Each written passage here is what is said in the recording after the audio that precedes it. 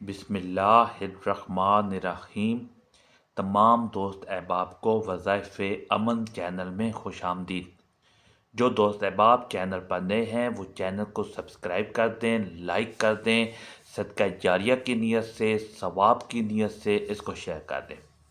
محترم ناظرین کرام، جو بھی وظائف پیش کیے جاتے ہیں انتہائی آزمودہ اور مجرب ہوتے ہیں۔ ان کو کرنے کی دو شرائط ہیں۔ پہلی شرط یہ ہے کہ آپ لوگوں نے ویڈیو کو مکمل دیکھنا ہے، اس کی ترتیب کو، اس کے طریقہ کار کو، اس کی تعداد کو دھیان سے سمجھنا ہے، اور دوسری شرط یہ ہے کہ اللہ تعالیٰ کے 99 ناموں میں سے کوئی ایک نام کمنٹ سیکشن میں لکھ دیں یا اپنا نام لکھ دیں۔ اس کے آپ کو دو فائدے ہیں۔ پہلا فائدہ یہ ہے کہ آپ لوگوں کو وظیفے کی اجازت مل جاتی ہے، اور دوسرا فائدہ یہ ہے کہ آپ لوگوں کو دعا میں بھی شامل کیا جاتا ہے۔ محترم ناظرین کرام، 7 بار یہ سورت پڑھنے سے زمین خزانے نکال دیتی ہے۔ 400 سال پرانی کتاب سے لیا گیا وظیفہ ہے۔ مفتی عبد القادر مصری رحمۃ اللہ علیہ نے لکھا ہے کہ جو شخص روزانہ نماز فجر کے بعد 7 بار قرآن کی یہ سورت پڑھتا ہے، اس کے لیے زمین کے چھپے خزانے ظاہر ہو جاتے ہیں اور آسمان سے رزق برسنے لگتا ہے۔ دنیا کی زندگی محض چند دنوں کا عارضی سفر ہے، اور اس سفر میں سب سے بڑی خواہش یہی ہے کہ انسان کو سکون ملے اور اس کی تنگی دور ہو، گھروں میں خوشحالی اترے اور دل کے غم مٹ جائیں، اور ہر بندہ یہی چاہتا ہے کہ وہ ایسی کنجی پالے جو اس کے مقدر کے دروازے کھول دے، ایسی دعا پالے جس سے اس کی دعائیں فوراً قبول ہو جائیں، اور ایسا عمل ڈھونڈ لے جو اسے دنیا کے دکھوں سے بھی نجات دے اور آخرت میں بھی کامیابی عطا کرے۔ محترم ناظرین، اللہ رب العزت نے اپنے محبوب کلام قرآن مجید میں ایسی بے شمار برکتیں چھپا رکھی ہے جنہیں اگر ہم جان لیں تو دنیاوی خزانے بھی ہمارے قدموں میں ہوں گے اور آخرت کی نعمتیں بھی ہمارے نصیب میں۔ لیکن افسوس کہ ہم نے قرآن کو محض ثواب کی کتاب بنا لیا ہے، جبکہ حقیقت یہ ہے کہ قرآن مجید ہدایت، شفا، رزق اور کامیابی کا سرچشمہ ہے۔ 400 سال پرانی ایک نایاب کتاب میں ایک ایسا روحانی وظیفہ لکھا ہے جس نے صدیوں سے لوگوں کی زندگی بدل ڈالی ہے۔ مشہور بزرگ اور فقی حضرت مفتی عبد القادر مصری رحمۃ اللہ علیہ نے اس وظیفے کو بیان کرتے ہوئے فرمایا کہ جو شخص روزانہ نماز فجر کے بعد 7 بار قرآن مجید کی ایک مخصوص صورت پڑھتا ہے، اللہ تعالیٰ اس کے لیے زمین کے چھپے خزانے ظاہر فرما دیتا ہے اور آسمان سے رزق کے دروازے کھل جاتے ہیں۔ سوچئے وہ زمین جس پر ہم چلتے ہیں، جس کو ہم معمولی سمجھتے ہیں، اور وہ اپنے اندر کتنے راز چھپائے بیٹھی ہے، لیکن ان رازوں کو وہی پا سکتا ہے جس سے اللہ تعالیٰ اجازت دے، اور یہ اجازت قرآن پاک کی برکت اور اللہ کی رضا سے حاصل ہوتی ہے۔ ناظرین، آج کے دور میں سب سے بڑا مسئلہ رزق کی کمی، تنگ دستی، مہنگائی اور بے برکتی ہے۔ لوگ دن رات محنت کرتے ہیں مگر جیب خالی رہتی ہے، کاروبار میں لگاتے ہیں مگر نقصان اٹھاتے ہیں، کھیتوں میں بیج بوتے ہیں مگر بارش نہیں ہوتی، اور اگر بارش ہو بھی جائے تو فصلیں ٹھیک طرح اگتی نہیں، گھروں میں بے برکتی ہے، دل بے سکون رہتے ہیں اور چہروں پر پریشانی کے سائے چھا جاتے ہیں۔ لیکن اللہ کے نیک بندے ہمیشہ یہی فرماتے ہیں کہ اصل سکون اور اصل کامیابی دنیاوی اسباب میں نہیں بلکہ اللہ کے کلام میں ہے۔ وہ کلام جس کے گھر میں ہے، گھر میں رحمت کے سمندر چھپے ہوئے ہیں۔ سوچئے ذرا، اگر کوئی ایسا وظیفہ مل جائے جسے آپ نماز فجر کے بعد صرف 7 بار پڑھیں اور اللہ کی قدرت کے خزانے آپ کے لیے ظاہر ہونے لگیں، اگر وہ عمل ایسا ہو کہ زمین خود بخود اپنے خزانوں کو کھول دے اور آسمان سے رزق کی بارش برسنے لگے تو کیسا لگے گا؟ یقیناً یہ سن کر ہی دل خوش ہو جاتا ہے کہ اللہ تعالیٰ اپنے بندے کو کس قدر نوازتا ہے، اور یہ کوئی کہانی یا فرضی بات نہیں بلکہ اولیاء اللہ اور بزرگوں کے تجربات سے ثابت شدہ عمل ہے۔ اللہ تعالیٰ نے قرآن پاک کو نہ صرف ہدایت کی کتاب بنایا ہے بلکہ یہ رزق کھینچنے والی، دلوں کو سکون دینے والی اور مشکلات کو حل کرنے والی کتاب بھی ہے۔ بزرگان دین فرماتے ہیں کہ جب کوئی بندہ قرآن پاک کو محض تلاوت کے لیے نہیں بلکہ علاج اور وظیفہ سمجھ کر پڑھتا ہے تو اللہ تعالیٰ فرشتوں کو حکم دیتے ہیں کہ اس کی تقدیر بدل دو، اس کے دروازے کھول دو، اس کے غم دور کر دو۔ اور یہی راز اس صورت میں چھپا ہے جس کا ذکر ہم آپ کے سامنے کریں گے۔ نماز فجر کا وقت خود اللہ کی رحمتوں سے بھرا ہوا ہے۔ یہ وہ لمحے ہوتے ہیں جب رات ختم ہو رہی ہوتی ہے اور دن کی روشنی پھیلنے لگتی ہے۔ اس وقت آسمان کے دروازے کھلے ہوتے ہیں، رحمت کے فرشتے زمین پر اترتے ہیں، دعائیں قبول ہوتی ہیں اور جو بھی اللہ کے حضور ہاتھ اٹھاتا ہے اس کی مراد پوری ہوتی ہے۔ اور اگر اسی وقت بندہ قرآن کریم کی ایک خاص سورت کو 7 بار پڑھ لے تو گویا وہ اپنے لیے خزانے کا دروازہ کھول لیتا ہے۔ یہی وجہ ہے کہ اولیاء اللہ نے فرمایا کہ یہ وظیفہ صرف رزق ہی نہیں بلکہ عزت، شہرت، کامیابی اور دل کے سکون کا بھی ذریعہ ہے۔ زمین کے خزانے صرف سونے چاندی کے خزانے نہیں بلکہ اصل خزانہ برکت ہے، صحت ہے، اولاد کی خوشیاں ہیں، رشتوں میں محبت ہے اور سب سے بڑا اللہ کا قرب ہے۔ آج ہم آپ کو وہ راز بتانے جا رہے ہیں جو صدیوں سے بزرگوں کے دلوں میں محفوظ رہا ہے۔ یہ کوئی عام بات نہیں بلکہ ایک ایسا وظیفہ ہے جس نے ہزاروں نہیں بلکہ لاکھوں لوگوں کی زندگیوں کو بدل ڈالا۔ وہ غریب سے امیر بنے، بیمار سے صحت مند ہوئے، پریشان حال سے خوشحال بنے اور سب سے بڑھ کر اللہ کے محبوب بندے بنے۔ تو آئیے دل کو اللہ کے ذکر سے بیدار کیجیے، ایمان کو تازہ کیجیے اور اس صورت کے فیض کو سمجھنے کی کوشش کیجیے کہ جو فجر کے بعد 7 بار پڑھنے سے خزانے ظاہر کر دیتا ہے۔ یاد رکھے یہ سب کچھ اللہ کے حکم سے ہے، کیونکہ خزانے بھی اسی کے ہیں، زمین میں اسی کی ہے، آسمان بھی اسی کے ہے اور رزق بھی وہی دیتا ہے اور وہ جب چاہے اپنی رحمت کے دروازے کھول دے۔ حضرت سلیمان علیہ السلام اور پرندوں کے بارے میں واقعہ ہے کہ ایک دن حضرت سلیمان علیہ السلام نے محسوس کیا کہ جب پرندے ہر روز فضا میں اڑتے ہیں ان کے درمیان ایک خلا ہوتا ہے جس سے آسمان دکھائی دیتا ہے۔ جب یہ خلا بار بار دکھائی دیا تو آپ نے فرندوں سے پوچھا یہ خلا کس کے لیے ہے؟ فرندوں نے بتایا یہ خلا کوے کے لیے ہے۔ حضرت سلیمان علیہ السلام نے حکم دیا کہ کوے کو لایا جائے۔ جب کوا آیا تو حضرت سلیمان علیہ السلام نے اس سے پوچھا کہ تم پرندوں کے ساتھ کیوں نہیں اڑتے؟ تو کوے نے جواب دیا میرے پاس ایک عذر ہے جس کی وجہ سے میں پرندوں کے ساتھ نہیں اڑ سکتا۔ حضرت سلیمان علیہ السلام نے پوچھا کیا عذر ہے؟ کوا بولا میرا باپ بوڑھا ہو چکا ہے، اس کی عمر 500 سال ہے، وہ حرکت نہیں کر سکتا، اس کے پر بھی جھڑ چکے ہیں، وہ کسی کام کا نہیں رہا اور جب پرندے اڑتے ہیں تو میں اپنے پروں سے اس کو ڈھانپ لیتا ہوں تاکہ شکاری پرندے اسے نہ کھا جائیں۔ حضرت سلیمان علیہ السلام نے حکم دیا کہ کوے کے باپ کو لایا جائے تاکہ یہ دیکھا جائے کہ آیا کوا سچ بول رہا ہے یا جھوٹ۔ جب کوے کے باپ کو لایا گیا تو ویسا ہی تھا جیسے کوے نے بتایا تھا۔ حضرت سلیمان علیہ السلام نے کوے سے کچھ نہیں کہا اور پھر کوے کے باپ سے پوچھا تمہاری زندگی میں سب سے عجیب بات کیا تھی؟ کوے کے باپ نے جواب دیا جب میں جوان تھا میں نے ایک شہر دیکھا جس کی دیواریں، دروازے اور ہر چیز سونے کی بنی ہوئی تھی۔ جب میں وہاں اترا تو وہاں کے لوگ مجھے دیکھ کر خوش ہوئے اور مجھے ایک اونٹ تحفے میں دیا جس کا گوشت میں نے اور دوسرے شکاری پرندوں نے کھایا۔ پھر کچھ وقت بعد آیا اور میں نے سوچا کہ دوبارہ اس شہر میں جاؤں تاکہ کچھ کھا سکوں۔ جب میں وہاں پہنچا تو دیکھا کہ شہر اب چاندی کا ہو چکا ہے۔ وہاں کے لوگوں نے مجھے ایک بکری تحفے میں دی جس کا گوشت میں نے کھایا اور چلا گیا۔ کچھ سال گزرنے کے بعد میں نے سوچا کہ اس شہر میں جاؤں، لیکن جب میں وہاں پہنچا تو دیکھا کہ سارا شہر مٹی کا ہو چکا ہے اور وہاں کے لوگوں نے مجھے کچھ بھی نہیں دیا۔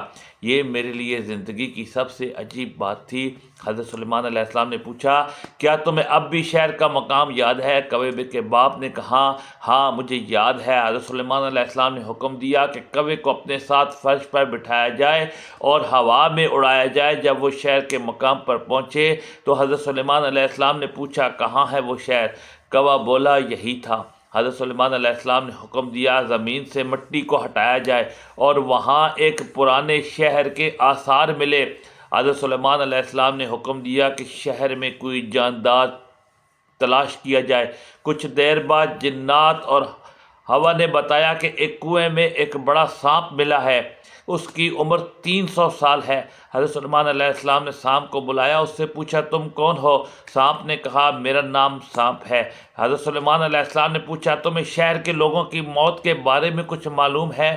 سانپ نے کہا میں تب تک کچھ نہیں بتاؤں گا جب تک آپ مجھے اللہ کا وعدہ نہ دیں کہ مجھے کوئی نقصان نہیں پہنچائیں گے۔ حضرت سلیمان علیہ السلام نے وعدہ دیا کہ میں تمہیں اللہ کا وعدہ دیتا ہوں کہ تمہیں کوئی نقصان نہیں پہنچے گا جب تک تم کچھ غلط نہ کرو۔ سانپ نے کہا اس شہر کے لوگ اللہ کی نعمتوں سے بغاوت کر چکے تھے تو اللہ نے مجھے ان پر مسلط کیا اور میں نے کنویں کے پانی میں زہر ملا دیا جس سے وہ سب مر گئے۔ حضرت سلیمان علیہ السلام نے حکم دیا کہ شہر کو دوبارہ تعمیر کیا جائے اور جب شہر اپنی پرانی حالت میں واپس آیا تو حضرت سلیمان علیہ السلام نے سانپ کو قتل کرنے کا حکم دیا۔ سانپ نے کہا اے اللہ کے نبی آپ نے مجھے اللہ کا وعدہ دیا تھا۔ حضرت سلیمان علیہ السلام نے جواب دیا ہاں میں نے تمہیں وعدہ دیا تھا کہ جب تک تم شریعت کے خلاف کچھ نہ کرو تمہیں کوئی نقصان نہیں پہنچے گا، لیکن تم نے ایک شخص کو نہیں بلکہ ایک پوری قوم کو قتل کیا ہے۔ سانپ کو قتل کرنے کے بعد حضرت سلیمان علیہ السلام نے اس کے دانتوں کو شہر کے دروازے پر لٹکا دیا اور جب لوگ وہاں سے گزرتے پوچھتے کہ یہ کس کے دانت ہیں، جواب ملتا یہ سانپ سیاہ کے دانت ہیں۔ وقت گزرنے کے ساتھ ساتھ لوگ کہنے لگے یہ سیاہ کے دانت ہیں، پھر صرف نام سیاہ کہنے لگا اور آخر کار شہر کا نام پڑ گیا۔ شیخ عبد الرحمن بن سلام کے مطابق حضرت سلیمان علیہ السلام نے جب دیکھا کہ اللہ تعالیٰ نے ان کے لیے دنیا کو وسیع کر دیا ہے اور دنیا کی طاقت ان کے ہاتھ میں ہو گئی ہے تو کہنے لگے اے میرے معبود اگر آپ مجھے اجازت دیں کہ میں آپ کی تمام مخلوقات کو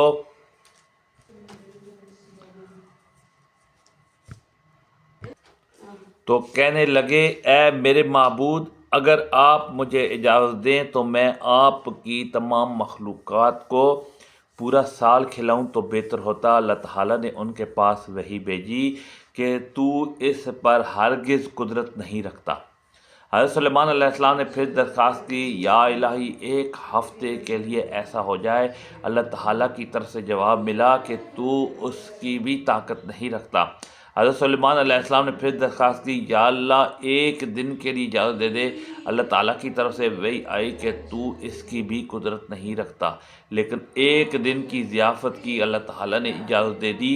اجازت ملنے کے بعد حضرت سلیمان علیہ السلام نے تمام جنات اور انسانوں کو حکم دیا کہ وہ تمام کے تمام ان چیزوں کو جو زمین پر حلال ہیں یعنی گائے، بیل، بکریاں، دمبے وغیرہ اور ان تمام چیزوں کو جو جن سے حیوان میں سے ہیں یعنی پرندے وغیرہ ان کو جمع کریں۔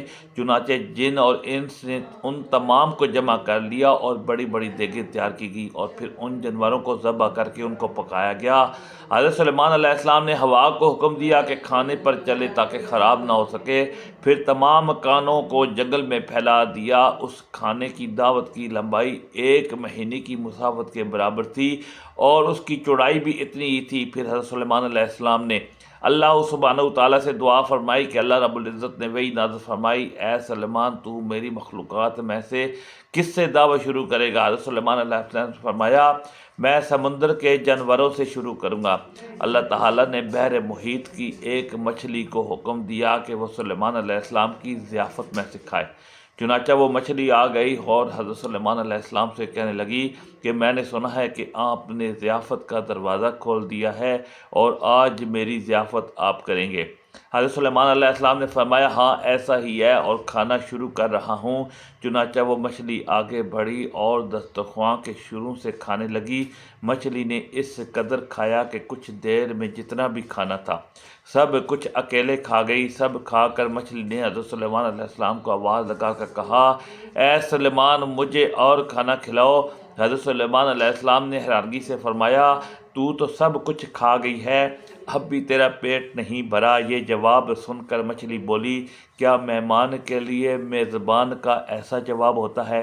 سلیمان آپ خوب جان لیں کہ میرے لیے جتنا آپ نے پکایا اتنا کھانا میرا اللہ مجھے دن میں 3 مرتبہ دیتا ہے، جبکہ آج میرے کھانے میں کمی کی وجہ بن گئے اور آپ نے میرے کھانے میں کمی کر دی۔ یہ سننا تھا کہ اسی وقت اس لمحے حضرت سلیمان علیہ السلام اللہ رب العزت کے سامنے سجدہ ریز ہو گئے اور کہنے لگے اللہ پاک ہے وہ ذات جو مخلوقات کی روزیوں کے ساتھ کفالت کرنے والی ہے، یا جہاں سے مخلوق جانتی بھی نہیں کہ آتا کہاں سے ہے۔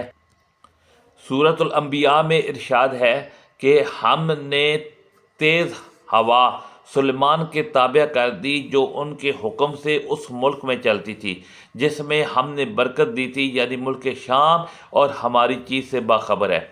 حضرت حسن بصری فرماتے ہیں کہ ہوا کے مسخر کرنے کا واقعہ حضرت سلیمان علیہ السلام کے ساتھ اس وقت پیش آیا جب آپ اپنے لشکری گھوڑوں میں مصروف تھے۔ اسی اثنا میں آپ کی عصر کی نماز فوت ہو گئی۔ چونکہ اس غفلت کا سبب گھوڑے بنے تھے لہذا انہوں نے اپنے ان خوبصورت اور بیش بہا گھوڑوں کو ذبح کر دیا۔ حضرت سلیمان علیہ السلام نے جب اپنی سواری کے جانور قربان کر دیے تو اللہ تعالیٰ نے انہیں اس سے بہتر سواری عطا فرما دی اور ہوا کو مسخر کر دیا۔ حضرت سلیمان علیہ السلام کے ان گھوڑوں کا واقعہ قرآن کریم کی سورہ ہود میں موجود ہے۔ ارشاد باری تعالیٰ ہے کہ ہم نے سلیمان کے لیے ہوا کو مسخر کر دیا کہ صبح کی منزل مہینے بھر میں کی ہوتی تھی اور شام کی منزل بھی۔ حضرت سلیمان علیہ السلام وہاں سلطنت اور لشکر تخت پر بیٹھ جاتے ہیں اور جدھر آپ کا حکم ہوتا ہوائیں اسی اتنی رفتار سے لے کر جاتی۔ 1 مہینے جتنی مسافت صبح سے دوپہر تک کی ایک منزل میں طے ہو جاتی اور پھر اسی طرح 1 مہینے کی مسافت دوپہر سے رات تک میں، یعنی اسی طرح کے ایک دن میں 2 مہینوں کی مسافتیں ہوتی۔ ابن ابی آدم نے حضرت سعید بن جبیر سے نقل کیا ہے کہ تخت سلیمانی پر چلہ کرسیاں رکھی جاتی تھیں جن پر حضرت سلیمان علیہ السلام کے ساتھ اہل ایمان انسان اور ان کے پیچھے اہل ایمان جنات بیٹھتے۔ پھر پرندوں کو حکم ہوتا تاکہ وہ تخت پر سایہ کر دیں تاکہ آفتاب کی تپش سے تکلیف نہ ہو۔ اس عظیم الشان تخت کو جہاں حکم ہوتا وہاں پہنچا دیتی۔ بات روایت میں ہے کہ اس ہوائی سفر کے وقت پورے راستے حضرت سلیمان سر جھکائے اللہ کا ذکر اور شکر میں مشغول رہتے۔ اللہ تعالیٰ نے جنات اور شیاطین کو بھی حضرت سلیمان علیہ السلام کا تابع اور فرمانبردار بنا دیا تھا، جو نوکر اور چاکروں کی طرح آپ کا ہر حکم بجا لاتے تھے اور آپ کے لیے سمندر کی بیش قیمتی موتی ہیرے جواہرات نکال لاتے۔ حضرت سلیمان علیہ السلام کو بڑی اور خوبصورت عمارت بنانے کا شوق تھا، چنانچہ وہ آپ کے حکم پر شاندار عمارتیں بناتے۔ اگر ان میں سے کوئی سرکشی کرتا تو حضرت سلیمان علیہ السلام اسے سزا دیتے اور زنجیروں میں جکڑ دیتے۔ قرآن کریم میں ارشاد ہے ہم نے بہت سے شیاطین ان کے تابع کیے ہوئے تھے جو ان کے فرمان سے ہوتے لگاتے تھے اور اس کے سوا بھی بہت سے کام کرتے تھے، اور ان کے نگہبان ہم ہی تھے۔ ان جنوں میں بھی 2 طرح کے جنات تھے، ایک تو اہل ایمان تھے جو اپنے نبی کا ہر حکم مذہبی فریضہ سمجھ کر پورا کرتے، لیکن جو جن کافر تھے انہیں شیاطین کہا گیا۔ وہ اپنے کفر اور سرکشی کے باوجود حضرت سلیمان کے تابع فرما تو رہتے لیکن ان سے نقصانات کا بھی اندیشہ تھا، اس لیے اللہ تعالیٰ نے ان کی حفاظت فرمائی۔ سورہ سبا میں ارشاد ہے جو کوئی ان میں سے ہمارے حکم سے مرے گا اس کو آگ کا مزہ چکھائیں گے۔ مفسرین فرماتے ہیں کہ اللہ تعالیٰ نے ایک فرشتہ مقرر فرما دیا تھا کہ اس کے ہاتھ میں آگ کا سونٹا ہوتا، جو جن حضرت سلیمان علیہ السلام کے حکم سے سرکوبی کرتا۔ فرشتہ اسے سونٹا مارتا، اس سے وہ جل کر بھسم ہو جاتا۔ بحوالہ فتح القدیر قرآن کریم میں ارشاد باری تعالیٰ ہے کہ ہم نے ان کے لیے تانبے کا چشمہ بہا دیا۔ اللہ تعالیٰ کی جانب سے حضرت سلیمان کو عطا کیے گئے معجزات میں سے ایک پگھلے ہوئے تانبے کے وہ چشمے ہیں جن سے برتن اور بحری جہاز تیار کیا کرتے تھے۔ جدید تاریخی تحقیقات سے پتہ چلتا ہے کہ حضرت سلیمان علیہ السلام نے بڑے پیمانے پر بحری تجارت کا سلسلہ شروع کیا تھا۔ ایک طرف جابر سے ان کی تجارتی جہاز بحر احمر سے یمن اور دوسرے جنوبی اور مشرقی ممالک کی طرف جاتے تھے، اور دوسری طرف بحر روم کی بندرگاہوں سے ان کا بیڑا، جسے بائبل میں ترسی بیڑا کہا گیا ہے، مغرب ممالک کی طرف جایا کرتا تھا۔ اسٹیون جابر میں ان کے زمانے میں ایک عظیم الشان بھٹی ملی ہے۔ آثار قدیمہ ماہرین کا اندازہ ہے کہ یہاں اوم کے علاقے اربا کے کانوں سے خام لوہا اور تانبا لایا جاتا اور اس بھٹی میں پگھلا کر اسے دوسرے کاموں کے علاوہ جہاز سازی میں بھی استعمال کیا جاتا تھا۔ اس سے قرآن مجید کی اس آیت کا مفہوم واضح ہوتا ہے جو سورہ سبا میں حضرت سلیمان علیہ السلام کے متعلق آیا ہے کہ ہم نے ان کے لیے پگھلی ہوئی دھات کا چشمہ بہا دیا۔ مفکرین اسلام اس بات پر بہت زور دیتے تھے کہ جہاں دینی تعلیمات انسان کی روح کو پاکیزہ کرتی ہے، وہاں ایسی دنیاوی تعلیم بھی ہونی چاہیے جو انسان کے روزگار اور رزق کے حوالے سے اس کی مددگار ہو۔ بلا شبہ رزق اور مال اور دولت عطا کرنے والی ذات صرف اور صرف خدا وحدہ لا شریک ہی ہے، اور جسے چاہے بے حساب رزق عطا فرماتا ہے۔ لیکن بزرگان دین نے کچھ ایسے طریقہ کار بھی وضع کیے ہیں جو دینی تعلیمات کے عین مطابق ہیں اور شب و روز کے آزمائے ہوئے مجرب عملیات ہیں۔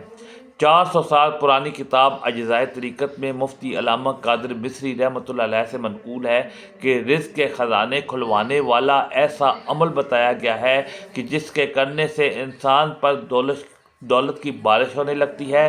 خالصتاً قرآنی عمل ہے اور ہر مرد اور عورت چھوٹا بڑا سب کر سکتے ہیں۔ قرآن پاک کی سورت کا عمل ہے اور ساتھ اللہ کے ایک نام کا ورد ہے۔ محترم ناظرین کرام، عمل میں بتایا گیا ہے کہ ہر روز بلا ناغہ صبح فجر کی نماز کے بعد قرآن پاک کی یہ سورت پڑھنی ہے، تو اس سورت کو 7 بار پڑھ کر اللہ کا ایک نام یا رزاق کو 313 مرتبہ پڑھنا ہے۔ اول و آخر درود پاک پڑھنا ہے اور اس عمل کو اپنی زندگی میں شامل کر لیں۔ انشاءاللہ اس عمل کی برکت سے زمین اپنے چھپے ہوئے خزانے ظاہر کرنے لگتی ہے اور پڑھنے والے کے لیے آسمان سے رزق کے دروازے کھول دیے جاتے ہیں۔ ایسا شخص جو یہ عمل کرتا ہے اس پر رزق کی بارش ہونے لگتی ہے۔ ناظرین محترم، سب سے پہلے آپ نے فجر کی نماز ادا کرنی ہے۔ نماز فجر ادا کرنے کے بعد آپ نے حضور پاک صلی اللہ تعالیٰ علیہ وآلہ وسلم کی ذات اقدس پر درود پاک کا نذرانہ پیش کرنا ہے۔ درود پاک آپ کوئی سا بھی پڑھ سکتے ہیں، ایک بار ثواب کی نیت سے میرے ساتھ بھی پڑھ لیں۔ اللہم صلی علی محمد وعلی آل محمد کما صلیت علی ابراہیم وعلی آل ابراہیم انک حمید مجید۔ اللہم بارک علی محمد وعلی آل محمد کما بارکت علی ابراہیم وعلی آل ابراہیم انک حمید مجید۔ درود پاک پڑھنے کے بعد آپ نے سورہ فجر کی تلاوت 7 مرتبہ کرنی ہے۔ یہ قرآن پاک کے آخری پارے میں صورت ہے۔ بسم اللہ الرحمن الرحیم والفجر ولیالٍ عشر والشفع والوتر۔ یہ مکمل صورت 7 مرتبہ پڑھنے کے بعد آپ نے اللہ تعالیٰ کا مبارک نام یا رزاق یا رزاق یا رزاق 313 مرتبہ پڑھنا ہے، اور اس کے بعد آپ نے قرآن پاک کی یہ آیت رب انی لما انزلت الی من خیر فقیر 33 مرتبہ پڑھنی ہے۔ اس کے بعد آپ نے آخر میں پھر درود پاک پڑھنا ہے جو شروع میں پڑھا تھا۔ محترم ناظرین کرام، دعا ہے رب کریم سے میرا سنانا آپ کا سننا اللہ پاک اپنی پاک بارگاہ الہی میں قبول و منظور فرمائے، جو مانگا مقدر فرمائے، جو نہیں مانگا بن مانگے عطا فرمائے۔ جزاک اللہ، والسلام۔